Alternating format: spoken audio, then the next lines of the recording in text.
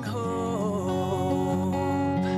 Open my heart to sing, taking the darkness inside, revealing your light, restoring hope. And thank you for staying tuned with us. I am Tamara Scott. You're listening to us under the banner of Restoring Hope, and we thank Webcast One for making it possible. And we also thank J. Michael McCoy for sharing his air with us. And if you're joining us, we're thrilled to have you. If you want to hear more of the show when we tape it live on Wednesday mornings at 10 a.m., you can always do that on webcast1live.com. Webcast1live.com is where we tape every morning, Wednesday morning live. If you want an archive of this show at any time, you can go to Tamara Scott Live on YouTube. Tamara Scott Live on YouTube. We don't make it difficult.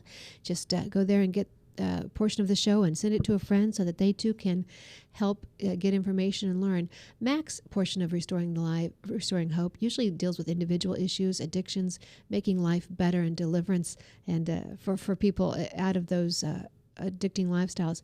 I usually take it from the civic arena. How do we help restore hope as a country, as a nation, as a community? And so today joining me, who better to do that, is David Barton, founder of wallbuilders.com. David has recently written a book as well, U-Turn. I'm holding it up for those of you who are watching on Webcast One Live. U-Turn is the name of the book, Restoring America to the strengths of its roots. So first we'll welcome David on, and we'll discuss the election a little bit, but moving forward, win or lose, if we would have lost, if we would have won, what do we do to bring America back to her strength, and how perfect he could join us today. Thank you, David, for joining us. Great to be with you, Tamara. Thanks for having me. Appreciate everything you do, talking across the country, helping people understand, one, our Christian heritage, but two, what happens, what do we need to do to make our country strong again? So your quick reflection on the election last night. It was a dichotomy in some ways. As far as Republicans are concerned, there was a lot of victories. As far as conservatives are concerned, there were also a lot of victories. It is striking to me that, and I was doing national TV coverage last night, and so we were on for hours, but when you saw the East Coast numbers start coming in, there were so many races where the polls were not just wrong, they were real wrong. Virginia Gillespie had been down on average of 9.7 points throughout the last several weeks, and that was a neck-and-neck race all the way till the end, nearly a 10-point wrong there. The same in Georgia, where they were all convinced that Purdue might get 43, 44%, but it's definitely going to a runoff. He won with 53%, no runoff needed. Third-party candidate didn't have an impact there. There were just a lot of races where the polls were like 10 points off. What was same with LePage, the governor up in Maine. He was 12 points down. He won the race. But then you had other races that were very, very close. Tillis in North Carolina, races like that. Brown versus Shaheen up in New Hampshire. And what struck me was it's interesting that anytime you had a solid conservative, man, the win was massive. But anytime there was a squishy kind of moderate, that's where the polls were fairly accurate, was on Tillis and Hagan and Shaheen and Brown, et cetera. But they were way off on those that were conservative. So I think it was a very big win for conservatives last night in a lot of ways. Same Brown back in Kansas, the governor there had been 12 points down. He wins the election. So there were a lot of wins to rejoice in as conservatives, not as Republicans, but as conservatives. But there was a real dichotomy of things when you got over into the ballot initiatives. There were 146 ballot initiatives last night in 42 states. By and large, kind of predictable in some areas. The ones that tried to limit guns, they went down. The ones that supported the Second Amendment, they went up. But we only won one pro-life initiative last night out of four. There were four pro-life measures. We only won one of those, and it really wasn't a pro-life measure. It was a limit the judges kind of a measure. We did not do well with marijuana. Marijuana expanded across the nation again. Just a lot of moral areas that did not go well. What went well last night was limit government. You had states like Arkansas who said, we're not going to let any rule become a law in the state unless the legislators vote on it, which needs to be done in D.C. Of course, the House has passed that bill, but the Senate would not take it up under Harry Reid. But that gets rid of regulatory law. There were a lot of states last night that said we have appointed commissions. We want them changing to elected commissions. We don't like not being able to get at our officials who are making decisions. So that was very good. The bad part last night was across the nation, in ballot initiative after ballot initiative, there were ballot initiatives that were regulating or sticking requirements on business, and they all passed. It's like, well, we can tax business because that's business. No, business is you. No business pays a tax. Only people pay taxes. And so that means prices of products will go up.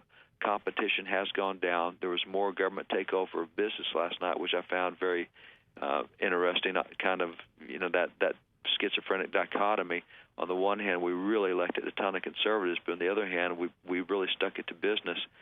And in a number of states last night that are known for high taxes, they found a very innovative way to get their people to agree to even higher taxes without people recognizing it. And that was, they aren't saying let's tax the people. They're saying let's issue $500 million in bonds for highways. Well, bonds are indebtedness, and anytime you have indebtedness, you will pay for it. You may pay in higher property taxes, higher school taxes, higher city taxes, but bonds is just another way of taxing you, but it pushes it down the road a little bit before we tax you. And all of the bond measures passed. I mean, so people on one hand really made big changes in D.C., but on the other hand, they put themselves into more indebtedness in their states. So it was kind of a mixed night. As I look at the results and analyze them, it's kind of a worldview problem. I think most people don't know that bonds are indebtedness. I don't think they understand the free market system enough to know that when you start regulating businesses, you start increasing consumer prices. Those would be part of the downsides, but overwhelmingly we did very well. The other thing I'd point to is what we did with freshmen last night. I don't think I've seen a freshman class that is so committed and so focused on going in to make positive changes since 1994 with the Republican Revolution, when you had J.C. Watts and Steve Largent and Helen Chenoweth, and that class of 94. These are the same high-caliber guys. They are very faith-oriented guys. They're very principle-oriented. They know exactly why they're there. And already folks like Ken Buck out of Colorado, one of the freshmen, has already organized the freshmen into a very strong coalition. Clint Didier out of Washington, Bruce Pollock, one out of Maine. You have Jody Heiss and Barry Loudermilk out of Georgia, and Gary Palmer out of Alabama. All these new guys are organized against leadership. They do not like the direction the U.S. House has been going. They don't like where Boehner's been taking it. So they're ready to go in and have some pretty big fights. And this coming 11th, 12th, and 13th next week is when they'll have all the leadership elections. Boehner will undoubtedly be reelected as Speaker, but expect changes to happen in what's called the NRCC. That's where Republicans put their money to recruit and elect congressmen. The last several sessions of Congress, through congressmen like Greg Walden and Pete Sessions, they have taken a hard turn to the left in who they recruit for Congress. Expect that to change. Expect probably Roger Williams to be elected. The freshmen are very dedicated to making a change in where Republicans put their money, the kind of races they put it into. So there's some good things already happening from the new freshman class that's going in, and I think we'll see some of that in the elections. And none of that will be reported next week when it happens, but it will be seismic, and it can be earth-shifting for what will happen in 2016. Thank you so much for giving that breakdown, David, because you're right. We don't hear about a lot of this anywhere else. Some of the other things that I think made a difference, an organization I'm not familiar with, Federation for Children, was talking about that wherever the unions put money, they flunked. Their candidates didn't do well, where the school, the NEA, the teaching unions, the school unions their candidates did not do well. And I haven't seen the breakdown yet on where Planned Parenthood put money as far as their candidates, whether they did well or not. But they did very poorly. Planned Parenthood did poorly. Another group called Stand with Children is a pro-Common Core group, and they targeted, you may recall, I was part of this 6 years ago, Danny Carroll and others, those who had introduced the pro-marriage amendments, traditional marriage amendments. The folks we called the gay mafia went after them, the five homosexual billionaires. You have Pat Stryker and all these others that went after and put money into state races, and they took out a number of the state leaders who had introduced marriage amendments, and very successfully so.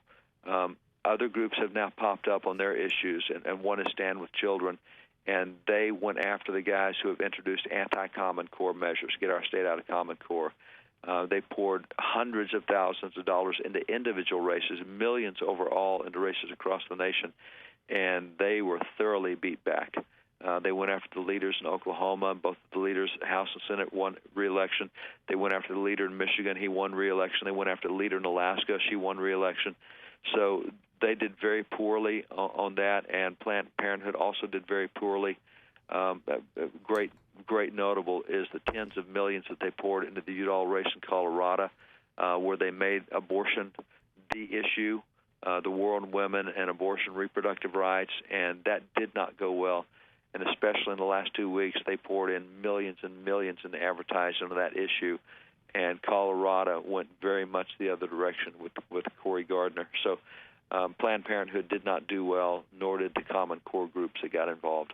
And I want to get to where we go from here, David. I'm talking with David Barton from Wall Builders. He's written a new book with George Barna. Great book, very fascinating with a lot of statistics, not in a boring academic dry way, but just very readable, conversational read on helping you understand where America used to be, where she is now, and where we possibly need to go. I hope that's a good way of saying it. But I want to ask you one more question before we go to that. Texas. We were talking about Planned Parenthood and the races there. There's no other race, I think, that probably had the interesting twists and turns. Wendy Davis and Greg Abbott. Yeah, it's an interesting race, and it's interesting. There was a group called Battleground Texas that said, we're going to come in and we're going to turn Texas purple. And Texas is a very red state, and people, I think, missed the point of that because they saw Wendy Davis as, they're going to try to get Wendy Davis elected. No. This group used Wendy Davis as an excuse to raise money for other things. They knew Wendy Davis was going to lose probably by 18 points. She lost, I think, by 21 in the final tally.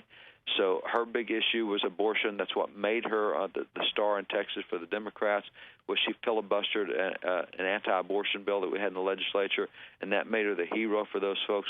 Well, Battleground Texas was not looking to get her elected. They would have been thrilled if she had been elected. But they poured millions and millions and millions into lower-level races, this is something conservatives often fail to see. But they poured millions into county races and school board races and mayor races, et cetera. And they particularly went into urban areas where they already have some blue strength. They went into Houston and Dallas and San Antonio, et cetera. And they understand that the way to turn a state blue, or if you're red, you do a purple first and then blue, is you don't do it by starting at the top, you do it by starting at the bottom. And so they used Wendy Davis as a reason to raise money because people give to big-ticket names and big-ticket races. They don't give to school board races, but they will give to governor's races. They raised the money, but then they put it into local pushback. So we don't have a good analysis yet of how well they did or how well they did not do, but there's a great DVD out called Rocky Mountain Heist, which documents how that was done in Iowa and then particularly in Colorado. If you remember 8 years ago, Colorado was as red as they come. There's nothing more red than Colorado, and now they're very blue until last night. They've come back in at least a purple direction, perhaps even a red direction, but it's because they went in and started working at the county level to take the farm team, and the farm team is what produces your legislators and then eventually your congressmen, et cetera. And so that's what Battleground Texas was about. Wendy Davis lost big. That was not a surprise to anyone who watched any of the races. But what we don't know is what happened to those tens of millions of dollars that they put into local races, because those races takes a little longer to get them reported. That'll be something that we analyze over the next couple of days to see how well they did or how much ground they picked up. All right. Thank you so much for giving us the update. And I think it was an evening of hope for many Americans beyond Republican, Democrat, beyond the liberal, left, right, conservative, all of that. I think most and as I told our listeners earlier, David, bad policy is not discriminatory. Bad policy sweeps everybody across the aisle. We have women making less than they did before the Obama administration. 3.7 million more women are hurting. We have the black community hurting. Bad policy hurts everyone, no matter what your party affiliation is. And so you kind of bring us back with your book of what we need to do from here. And I had kind of asked you, win or lose, Where do we go from here? Well, let me throw in kind of a warning note so that people don't get discouraged or disaffected. While there were really good gains last night, already when the races were moving, of course, across the time zones, you have two time zones, at least voting-wise. On the East Coast, you had those that closed at 6, those that closed at 6:30. You had two time zones in the Central Time. Some closed at 7, some closed at 7:30. Then you got over in the Mountain Time Zone, and by the time we got the Mountain Time Zone, the Republicans had already taken control of the Senate. And the White House released last night a statement that says, we will not change in any way, shape, fashion, or form. As a matter of fact, by Christmas, we're going to do executive orders that give blanket amnesty to illegals that are here. And so they made very clear they're moving faster in the opposite direction, that this election has no bearing on them. And if you look at what has happened in the House, there are 365 bills that were passed by the House. 200 of them were unanimous bills that Harry Reid refused to pick up. Another 100 of those bills were passed by 75% Democrat support. So you have this massive agenda that's been stuck in the House, and Harry Reid and the White House have been talking about how Republicans are obstructionists. Well, sorry, there's 365 bills, Harry, that you haven't picked up. So now that McConnell will head that, a lot of those bills will occur, and they'll get picked up. But what's going to happen? The president's not going to sign them. So there's not going to be a significant change in agenda or direction. If I were the president, I would this morning in my cabinet meeting say, all right, guys, I want you to double down on regulatory orders. I want more regulations written that enforce law. And for folks who don't know, the last cycle, we had 3,800 new federal laws added to the books, but only 126 of them went to the Congress and were signed by the president. The others were regulatory laws. So if I were him, I would go to the EPA and say, double down. I would go to the Department of Transportation and say, double down. I want more regs. I want more laws through regs. And I think that's what we'll expect to see. And so people who may have looked at the election last night as a message to the president, and this is going to turn the country in a more wholesome direction, be prepared for 2 years of bare-knuckle fighting. Because there is not going to be significant major changes. Now, the House and the Senate, Jeff Sessions is now the chairman of the Budget Committee in the Senate. They will shut the money down, but that's not going to keep these things, regulations from being written, because they will not be able to totally defund these 19 cabinet-level departments that meet at the cabinet meetings. They're not all cabinet-level departments. EPA is not cabinet-level, but they meet at the cabinet-level meetings. They can't defund those 19 agencies. They can stop a lot of the funding, but that doesn't stop the regulatory rule-writing power. I think you will see over the next month in the lame duck session, there are still 60-some-odd judges that Obama wants on the courts. Watch those to be put on, because now that they've gone to the nuclear option, removed the filibuster, they have been stacking the courts in the last several months with judges at a rapid rate. Expect that to continue until the new swearing in the first week of January. So while last night was a very good statement on where the people are, don't expect much change in policy yet. Expect real battles. This is like the election of 1858 leading up to 1860. There was no middle ground, and you had two sides viciously fighting each other, Republicans and Democrats. The issue back then was slavery and civil rights and equality. But there was no middle ground, no compromise. It eventually led to the Civil War. I don't think we're headed there, but I think we have the same type of combative Congress that we saw in 1858 for those that know much about history. So don't get disenchanted when the message we sent last night doesn't reach the White House and it doesn't affect policy, because we do not have a way to make laws right now because the president will not sign these.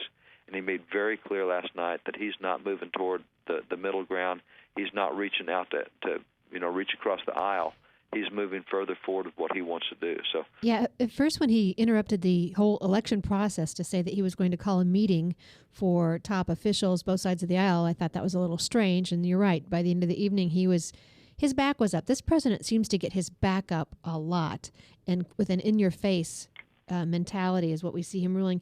And I'm glad you brought up the fact, if you will repeat again for me, David, the number of laws that were passed or added by regulatory or administrative bodies rather than legislative. Yeah, in 2012, we had over 3,800, I think it's 3,807, I think is what it was, but over 3,800 new laws added to the books, federal laws added to the books. within that framework of being added to the books, only 127 of them went through the House, the Senate, and were signed by the President.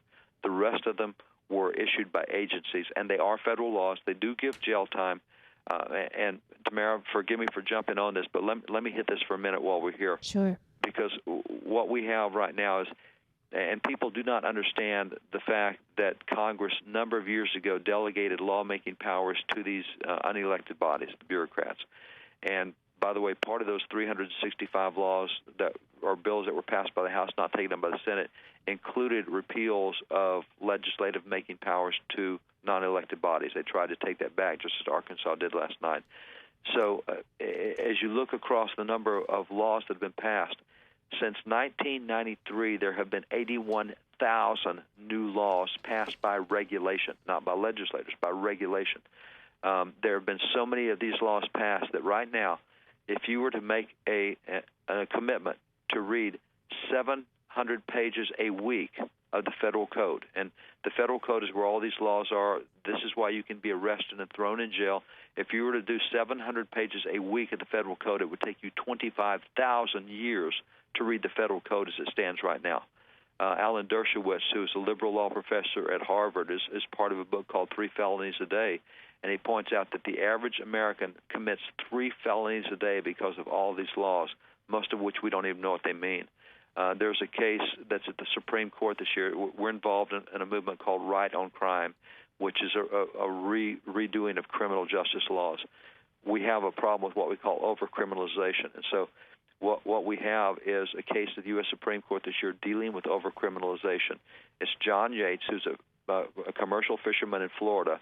He was coming in with his catch. He had more than 3,000 fish on board, and a federal marine officer boarded his boat to inspect his fish, and they come in with a SWAT team. Now, tell me why you need a SWAT team to board a boat and look at fish, right. But that's what the feds are doing now. It's just like the SWAT teams in the Department of Education. Why does the Department of Education need a SWAT team, you know? So here they come with the SWAT teams, and they check his fish, and they say, we find that you have 72 grouper, which is a fish, that are undersized. We want you to show up at the dock tomorrow with this load, and we're gonna count and do things at that point. So he came in the next day to the dock, and when they recounted, they found only 69 grouper. So they said, oh, you've thrown some overboard. You've destroyed this. Well, it was a debate over how you even measure how long the grouper are anyway, but assuming that the feds were right and that they had 72 and it's down to 69, the fine for that is $500 is your fine, and you can have an attachment put on your fishing license. No. The federal prosecutor went to the Sarbanes-Oxley bill and said, this is document shredding. That bill was passed after Enron to prevent companies from shredding documents. They said by throwing fish overboard, which we think you did, you shredded documents. You're now facing 20 years in jail. So we've gone from a $500 fine to a 20-year in jail fine. Another case at the Supreme Court is called United States versus Bond, where that a woman, her husband was having an affair, and she's really mad at the affair, and so she went to Amazon.com and bought some chemicals to give the lover a rash. You know, make a setup where that will show her, so the jealousy and bitterness and whatever. But the federal prosecutor prosecuted her for violating an international chemical arms weapon ban. They've got her under chemical weapons. She went to Amazon.com. So this is what's called over-prosecution, and there are so many federal laws on the book that right now, and by the way, if you're a convicted felon, you lose the right to vote, you lose the right to travel, you lose the right for parental supervision, you lose all these rights, and we have thousands and thousands of felonies. I mean, in Texas, we have 11 different felonies for how you harvest oysters, and it's not related to health and it's not related to safety, but everything's a felony now, and so we've got to get away from that, but that's the problem with regulatory laws. It causes us to lose our civil rights because unelected people wrote laws. David Barton, you probably hear my voice or my music starting up if you're listening out there. David Barton, we always want more. We always want more information. Thank you for the work that you do. Wallbuilders.com, I would invite you to go there, learn about our history, but learn about the issues we're facing today, contemporary issues that we're dealing with and that we need to know about, like what he's talking with the regulations and the laws, and also the history imprimis. I just told you about reading the History and Danger of Administrative Law, exactly what David Barton is talking about today. We are out of time. I'm trying to check here. we've got to go. But David Barton, thank you for joining me. My pleasure, Tabara. Thanks for all you do. God bless you.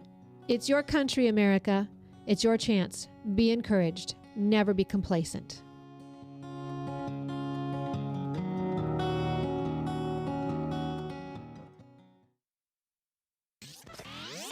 From the RE/MAX Real Estate Concept Studios, this is Webcast One Live. I'm Brian Leach, owner of Service Legends, and my position is Chief Talent Officer. I'm Nicholas Wonderscheid, I am Bernie Homs, and I'm the Service Manager. Marketing Director and Client Relations Manager.